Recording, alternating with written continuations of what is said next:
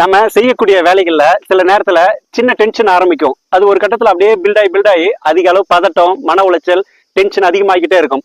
அதுக்கு காரணம் ஏற்கனவே நம்ம சொல்லியிருக்கோம், அட்ரினலின் ஹார்மோன் அதிக அளவு பதட்டத்துக்கு ரெஸ்பான்ஸ் எடுத்துக்குதுன்னு. அதே சமயத்துல கார்டிசோல் ஹார்மோன் நாட்பட்ட மன அழுத்தம், மன உளைச்சல் இதுக்கு பொறுப்பேற்றுக்குதுன்னு பார்த்தோம். ஆனா இந்த ரெண்டுத்தையும் பேலன்ஸ் பண்ணி மெயின்டைன் பண்ற இன்னொரு ஹார்மோன் இருக்கு. அதுதான் ACTH, அட்ரினோ கார்டிகோட்ரோபின் ஹார்மோன். இந்த ஹார்மோனோட வேலை என்னன்னா, அட்ரினலினை தூண்டி கார்டிசோலை சுரக்க வச்சு அதுக்கப்புறம் ரெண்டுத்தையும் பேலன்ஸ் பண்ணும். ஏன்னா அட்ரினலின் ஆகட்டும், கார்டிசோல் ஆகட்டும் குறைஞ்சா மனசோர்வு, மந்தம் இதெல்லாம் ஏற்படும் நம்ம சொல்லியிருக்கோம். ஸோ அதிகமாகவும் ஆகாம கம்மியாகவும் ஆகாம ஒரு பேலன்ஸா மெயின்டைன் பண்றதுக்கு அட்ரினோ கார்டிகோட்ரோபின் ஹார்மோன் உதவுது.